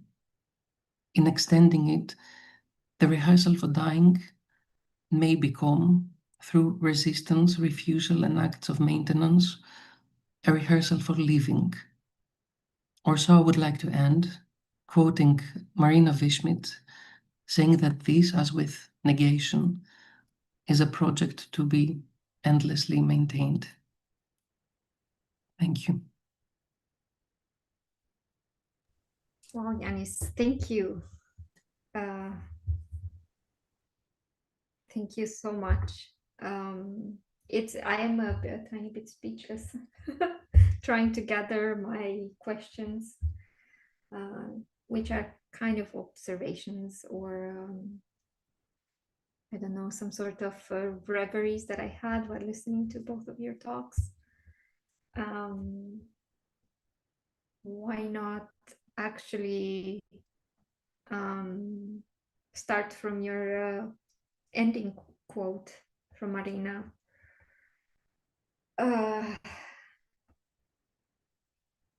which I didn't know you were going to. I mean, both of you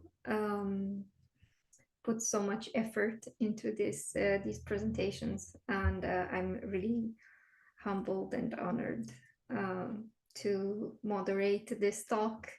And I see that you went hunting for great ideas, and you came with a very rich bounty here at the new center, because I think these are also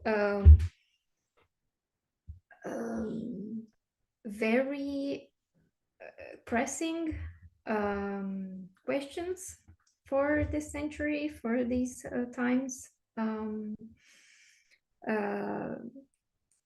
And I am very grateful that we also had a theoretical lecture at the beginning, and then such an embodied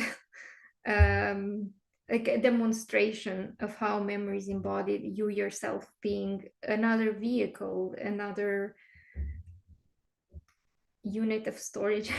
Sorry for objectifying you. This an organic support for something that is I forgot the author you mentioned, who said that a story is not me, it doesn't belong to me, I carry the story. Yeah, that's from Trintin Mincha. And it's a beautiful text. It's called Grandma's Story. And she's actually practicing a lot there what she did in other texts, which is this kind of citational practice, where she also borrows passages from other poets and authors and weaves a very interesting story of how memory works, and how it is transmitted intergenerationally, and what we can do with stories, not necessarily against histories, but in recognizing what the official history does to those. Yes, official history, and then there is also this almost like demand to curate towards an individual experience, like the saga of a family. And this is not necessarily an example of individuation of a story. It's turned into an individual particular situation. And so on both Marina Wischmidt's and Flusser's call to some sort of action, of doing, of hoarding quality moments, quality times. By quality, I mean what Swatee was quoting from Stigler, these moments that are that are surrounded by care, by love, by an ethics of preservation. So this is also a way of not only create or recreate the past, but the past becomes relived in the present. In that sense, it's almost like in like the Orthodox theology's meaning of tradition. Like, when you do a ritual, it's not a remembrance or like a symbolic gesture towards another time where this and this happened, or this mythological, because you have of course the whole mythology of crucifixion and so on, but it's more like you recreate the moment by activating all the members of the church. This is dogma, but I do think it does have a bit of potential, this kind of theology of reactivation of the dead, reactivation of what's been lost, which is not really lost, it's just incorporated further. And I was wondering if you are familiar with Peter Weiss, the novelist, German novelist who wrote the Aesthetics of Resistance, in which, I mean, of course, it's like he follows the destiny of a working class family, but and of himself, struggling always with inarticulation, with kind of this inability to communicate, this muteness almost, of not being able to make the artifacts of his life, the ruins and memories and so on, to speak, and with having to come to terms with these feelings of disposability, or like being unfit, no matter what, how do you try to communicate, you're like kind of unfit, and where do you find, or where do you find release? It's exactly into the doing rubbish, allowing yourself permission to find meaning, to reevaluate yourself and what you have, which is of course very beautiful, but very hard to activate. So one question that I do have, you were mentioning at some point a situation where survival is a way of living. It's not just a survival, it kind of permanentizes. And how can this situation of permanence lead to self-formation when if some of the authors you've encountered, or even in your poetic practice, you had to kind of tweak this situation almost, because precisely because survival creates or can create a situation of lost potential, or like it takes away the conditionality of transformation, if I make sense, or like what Flusser understood as groundlessness is not, but not necessarily also with, I feel like Flusser still found some potentiality even in there. Like if you scrape the barrel, you find some anchors. Yeah, sorry if I spoke too long. No, I think, yeah. I mean, starting from the latter, Flusser kind of developed this concept because he actually needed to somehow survive, and from what Goulding says, that it becomes a way of living because he didn't have another choice. I mean, he was forced into exile, first by the Nazis, and then there were many movements across Brazil, for example, where he spent some decades. But in each of the countries he was encountering this need to self-translate. So within this within this groundlessness, to make a new home somehow, which is the question that he asks in the beginning of this TypeScript, the bed, home where, he says. And I think he was kind of battling with this question throughout his life, and it's visible in many of the texts. But then I was thinking about, how this survivance is not survival.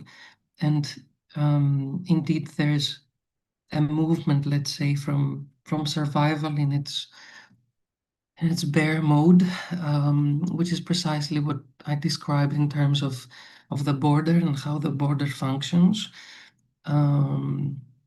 against migrants and immigrants and refugees. And survivance is, yeah, it actually makes this a continuous, let's say, process. Survivance also has, you know, the joy there, which when you're asked to survive in a place that precisely rejects you on so many accounts, like often you just cannot see that. So this is like the movement that I was trying to show here, and the possibility perhaps, you know, of turning this rehearsal for dying into one of living, which necessarily involves negation as this endless project. Yeah. Thank you, Yiannis. I was wondering, Swatee, also, if we can open the, you know, the hard talk. Me and Stigler and Simondon, you've made such brilliant points there. I have one curiosity or dare I say critique of one of the Stiglerian like the third synthesis that you spoke about, let's say the positive side of the pharmacon, and this possibility of curation. What would you make or think or comment upon these features that you have, like I don't know, in a smartphone or like cloud technologies, where they already curate for you like a set of memories, and you know, you open your phone, you're surprised. Do you know what I mean? Like there is there's also already an effective capture or a capture of memories going on, in which you are released of the burden to go through the 12,000 pictures you have on your phone and do the curation. And I do think that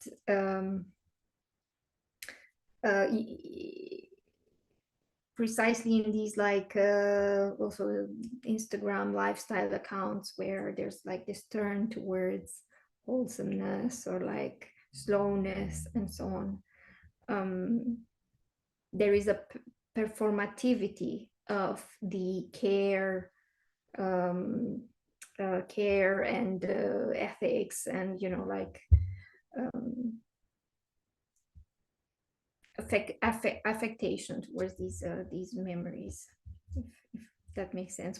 How would you and of course maybe Stigler wrote this before affective technologies, before the attempt at our capacities for or at our emotionality and our weaknesses. It's a weak spot we do have.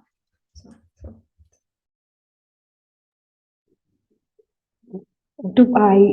When you're speaking about smartphones and how they kind of have this pre-formulated modules which they circulate, but I think what a smartphone is doing is kind of retrieving materials which you have fed into the system at some point of time. So that's one thing. And also, I guess what's missing when we directly rely on a smartphone or any kind of digital device is that graded sort of transition from the somatic to the material, and then finally letting it get stored in the archive or in the digital space. So I guess it's about exploring or re-exploring a memory which has been maybe prefabricated by the smartphone, and trying to retrace the connections and how that memory, I think the interpretive framework, whether or not that memory can be traced back to the earlier phases before it became digitized. So I think what Stigler is suggesting is a kind of continuity. It's not like discarding the earlier modes of recording. So it starts with the somatic and then goes on to the material, and then finally you have the digital inscription of memory. So I think something Yiannis's talk, I think, further amplified on or illustrated this point also, I guess, because he begins from photographs or from material traces, and finally he kind of switches to other registers, spectrogram, which is very interesting, how he can translate a photograph into sonic intensities. So I think it's shifting or switching registers, but these are not very compartmentalized milieus. I think one flows into the other. So you have the somatic flowing into the material, and the material finally flowing into the digital space. Right? I try to think of that transition in this graded process. But is it a possibility that through these transfers and translations, the, let's say, we ourselves are lost, like the value of, and then we create some data points made of memories, emotions. I think that could be a possibility for people who haven't been exposed to the other modes of memory making. Maybe the newer generations who are directly being exposed to digital technologies, and they are more relying on instant processing rather than going back to, because even the concept of the family archive will be very maybe archaic. I mean, people would directly rely on digital sources to construct the family archive rather than retrieve photographs or materials. Even I think that with the passing years, I think the newer generations might have a different conception of memory making, because they wouldn't be, I think, relying on material traces, maybe more reliant on digital modes of transcription. So that's a possibility, I guess. Yeah. Yeah, that's really interesting. I actually had a question while I was watching the lectures you so kindly formulated and offered. And I think they have a great deal to do with one another, while at the same time they're very different takes on a related question, right? I wanted to ask there's something on what Yiannis said that really interested me, and out of like a particular experience that I had, which was about like the way in which women are embedded in the taking care of the family history, right? And I have one example of that within my own family, which is obviously like the obsession with pictures, and with like particularly analog pictures is one thing, and also like now digital pictures, right? And there's a funny, uneasy feeling on that. Like my mother, for instance, like she's a I call it like a cloud denialist. Like she just can't believe that the pictures are there. Like she has to see them at some point. So like if they're not available for her to see every time, there's something that's missing. And but on the one hand, there's also different, I think, like when you talk about like gendered roles in terms of memory keeping, how do you see also, because I think that there's like a matrilineal side which has to do with a sort of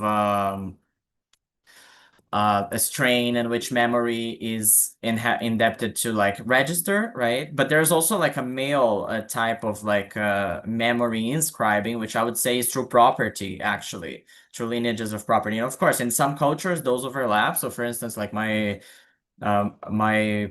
girlfriend is from Japanese descent, and they have like only the male people tend to the author of the ancestors, right? So like if let's say that like there's no male heir, the author is burned after the father passes away, right? So there's nothing left of the author, that lineage is over, so that's done.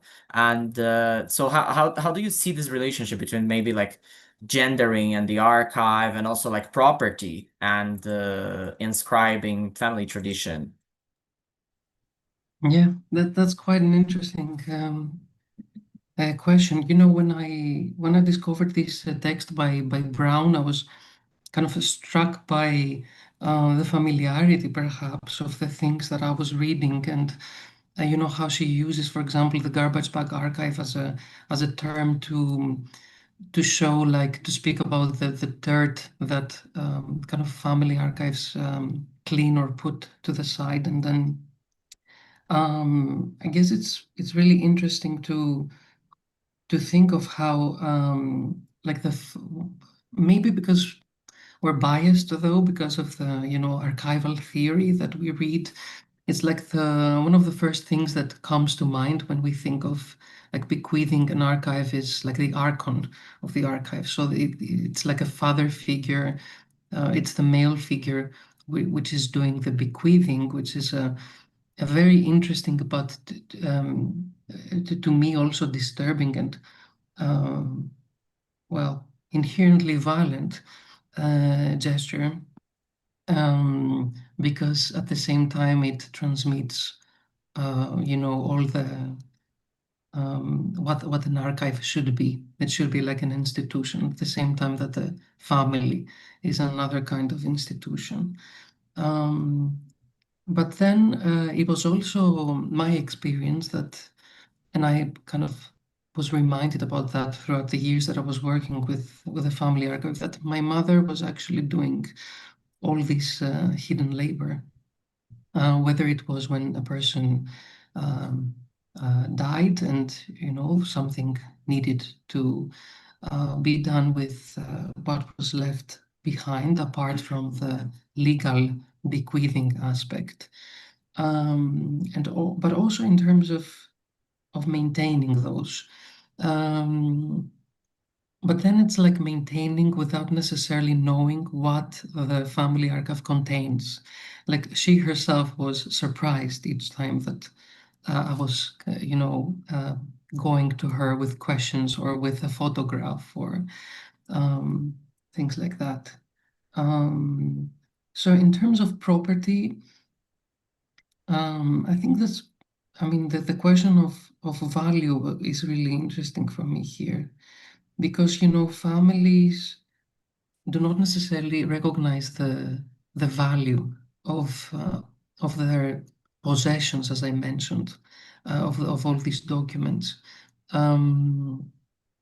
And I mean that in the sense that if you ask them, is this an archive to start with? If they would use this word, they will most probably not use it, because it wasn't my case, and I actually read that this is the case for most families. They don't see this as an official archive that, you know, bears some kind of particular meaning. But it's more open-ended to them. It's more connected with emotions and feelings. And I think this is what, at the end, it preserves, whether it bears or is blurred behind questions of possession of property, of a particular identity, which are really important to discuss.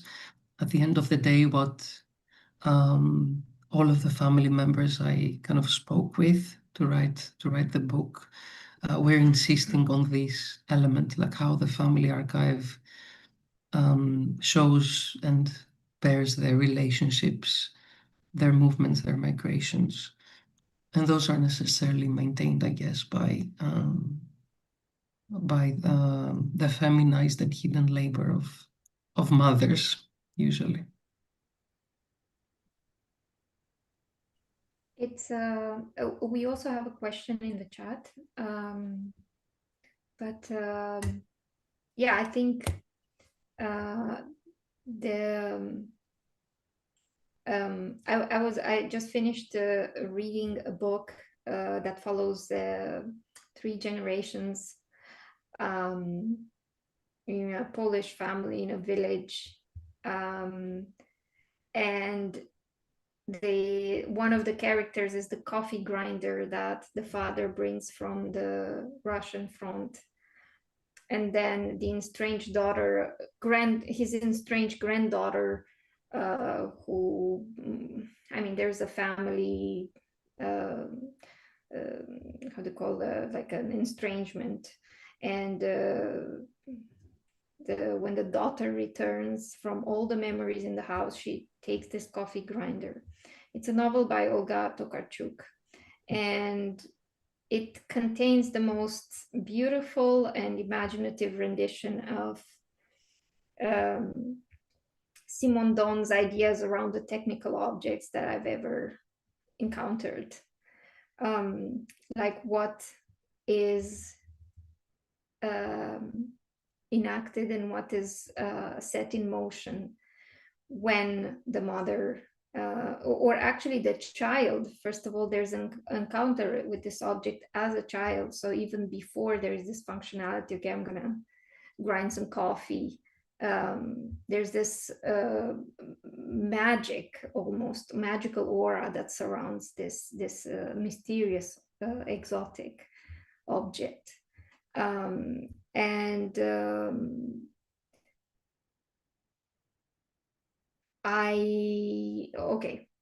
I would like to take the question from the chat, and then I would like to return to Swatee's presentation with the question. So Beatrice asks, thank you so much for the brilliant presentation, Swatee and Yiannis. A question for Yiannis. I was intrigued by the idea of self-translation as survival practice and how this intersects with archival practices, which we kind of, you already touched a tiny bit on it. She would also, I would love to know more about the research directions and reflections you had the opportunity to explore in this regard. Thank you. Well, where to start with self-translation? You know, there's a very long history of self-translation, which is usually put aside, even in translation studies. And in the last couple of decades, let's say, it's been revived, and it's very interesting. I mean, to me, Flusser, from what I've seen and studied so far, at least has this extraordinary practice because he worked across 4 languages, and he did this multiple self-translation and rewriting. And something I didn't mention is that he would usually return to his either original TypeScript and previous TypeScripts in order to come with a finished manuscript in a given language, which itself is very interesting because it shows that there is a need somehow to punctuate, the process. But I don't know if I could mention like examples of that, there are in the literary canon many. There is like Nabokov, for example, and Beckett, who did that a lot. But I was more interested in the work of Nathanael, who is a Canadian writer, poet, translator, and my mention of the passages, like what threatens to dissolve what passes, a body, a language, an I comes from there. So this is, I think, a very rich area to still explore. So what questions does this open as a survival practice? I think I kind of touched upon that through Flusser's migrations as well. I don't know if I cover the question. Yeah. I think Swatee also mentioned the rhythmic flux, because all these habits and rituals, this junk that you keep on doing to do the undoing, can be achieved also through this like training of attention, training of capacity for attention. Therefore, for being even more for also avoiding this capture by you know, like an individual aesthetics of sorts. And I think Stigler was very right or on point about this danger of the loss of the continuum and the affective continuum, which is also some sort of energy for thought. And this can affect attention, and this is already like a demonstrable statement, and also kind of a meme that our attention span is kind of increasingly dwindling. I don't know if that means we should return like to the digital detox situations and so on, but for sure there is always this danger of no longer bringing about this rhythmicality, this flux that comes precisely with very sharp attention, which you cannot summon that easily, and you could not summon before computers and internet and so on. So now it's like double danger and double way to waste your life ultimately. Because I felt like also in Flusser and other writers, in the face of so much loss, this kind of conjuring of a very alert, vivacious thought that maybe plays with memory or rebrings them, and first of all accepts them as part of reality, because there's also this danger of rejecting out of, you know, trauma. It's a very almost natural, organic response. Yeah, I don't know what. Oh, actually, I have a question for Swatee, and forgive me if I maybe you explained and it still didn't click for me. What exactly is exosomatization? You by that you meant all these processes of externalizing our, right? Yeah, that's I think the concept is derived from Stigler, and he speaks of exosomatization. I think we can think of them as kind of extension of the neural apparatus, so an exosomatic technical object, which kind of extends our cognitive but so my confusion comes from, to me, as and I don't want to be like an essentialist here, but the somatics is proper to the feeling, thinking, organic being. Right. So how, and even though of course we externalize, we outsource a lot, and I outsource a lot of decision making with you know, with Spotify and all these like curated music choices and so on, but I still feel like the machine doesn't feel with me in a way. I want them to suffer the pain of memory, like it's still happening on one subject. And throughout this like platform capitalism situation, it feels like we are losing from all sides at the moment. Right.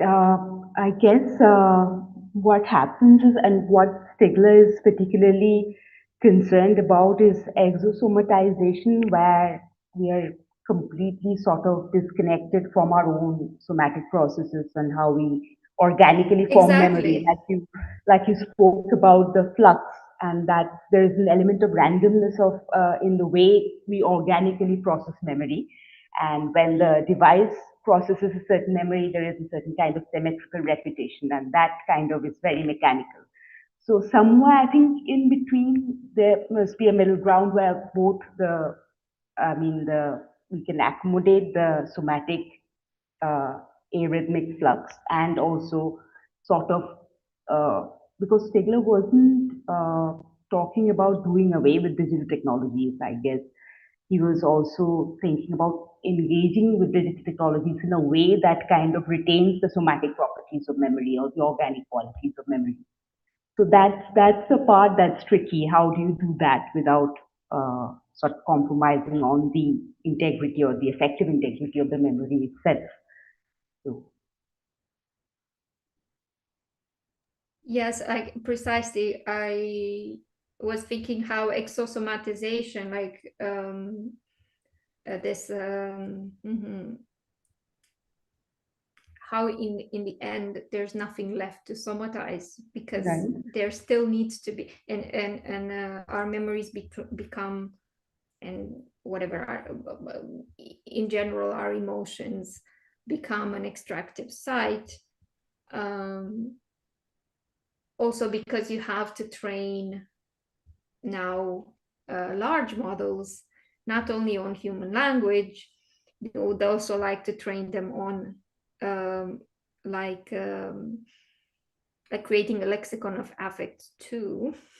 Right. And there are projects, and this is where I think literature and art in general is a site of battle and a site of resistance, because it complicates everything. So there is no affect that is that has only one side, one face, one readability, and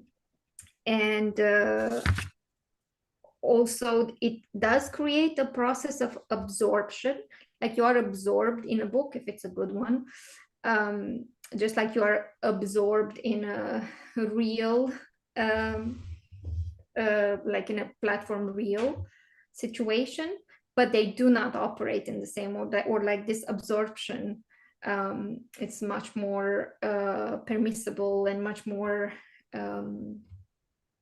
how to say, puts back into you as much as it takes from you. So it's a fair exchange. Not to mention that it gives something back in terms of cognitive and affective, sophistication, or I don't know. I am right now reading a lot.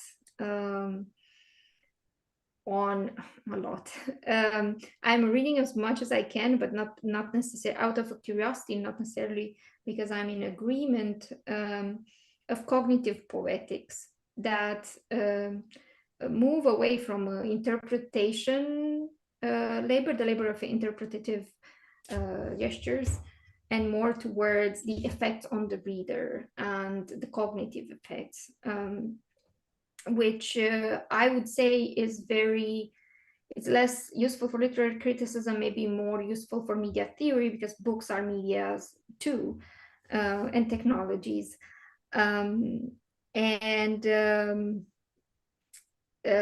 reading that, and now that I listened to you, both of your lectures, I wanted to bring together the concept of blur that Yiannis was mentioning, and this concept of absorption, attention, rhythmicality that you, Swatee, invited here with your talk, and how I do not think they are necessarily antagonistic.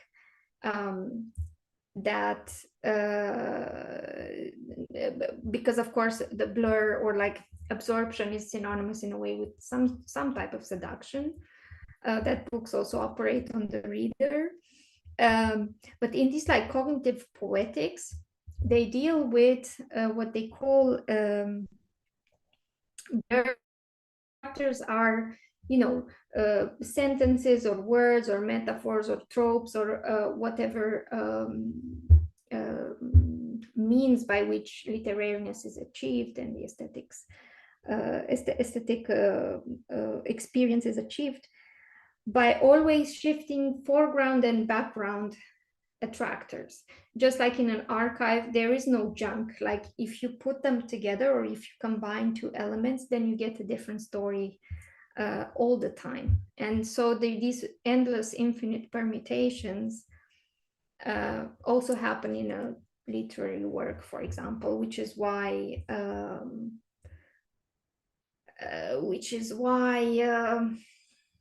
in, I don't know, millennia since the book was invented, I would say there were less collateral damages done by books than what we witness now. Yeah. What do you think? How do you think your lectures communicated today? By the way, what insights, what did you like in it? Because I think it's also the first time that you listened to a complete presentation by one another, and we had some very, very fruitful discussions before when you had somewhat of an idea, and then yeah, what about now when you have a fully delivered lecture?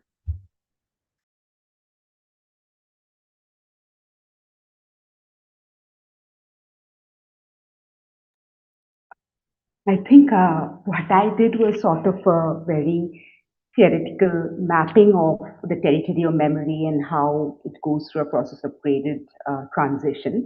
And what I found very interesting when I was listening to Yiannis was how his talk was sort of illustrated many of the concepts that I was trying to understand through the theoretical orientation. And I guess what was one of the things that he brought into focus was the element of gender, race, class, and sexuality, and how that kind of affects the family archive as well, and that adds another layer, another dimension, like voices which are occluded. Those voices could be retrieved, like women. And the other thing that I found very interesting was this switching from maybe a translating, would that be the right word? I wouldn't know, a photograph into a spectrogram, I guess, into sonic intensities, and how I wouldn't know how that's done, because that also, I think, involves some kind of a technological intervention. There again, how technology seamlessly connects with the material or the somatic properties of the archive. So that's a very interesting way to look at it. So it was really, really, and there are a lot of texts that he brought into focus, which I wasn't aware of. So that it was very interesting listening to Yiannis and also to Georgiana's interventions and observations.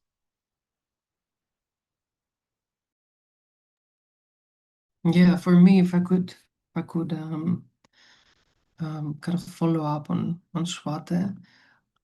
I don't know exactly how to respond to that. I'm thinking, Flusser in this particular TypeScript, he speaks of an introspective mode of writing. He calls that like inselfization, but what he mentions is that we cannot essentially know our death, for example, and that necessarily is an introspective mode of writing. And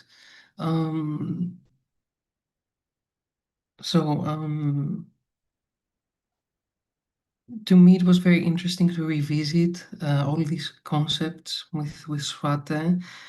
There were things that I was very drawn to, especially when I entered the new center and like read a lot of Simondon and Stigler, and I still find Stigler's work extremely interesting in terms of memory and techniques, and also of care, which is not that discussed, like Stigler's take on care.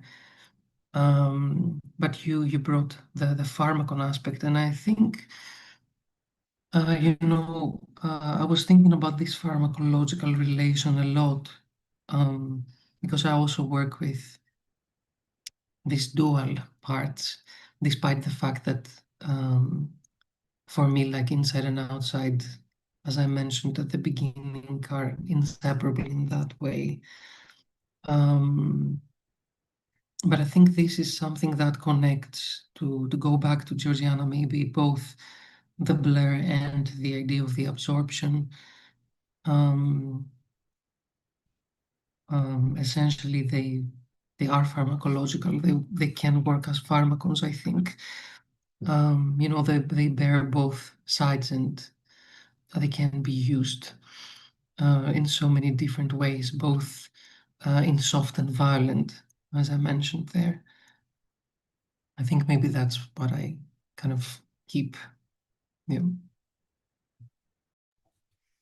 Okay, so if everyone is okay, I think we can proceed to stop the recording. Thank you, Yiannis, and thank you, Swatee, for Thank you. tonight. And thank for our audience and future audience that can follow the lecture or revisit the lecture on YouTube, on our new center YouTube. Yeah, and we have a new exciting semester ahead, summer semester. So yeah, please check our social media channels for news regarding scholarship and upcoming seminars. So thank you again, Yiannis, Swatee, Thank and you. the new center for tonight. And yeah, till next time.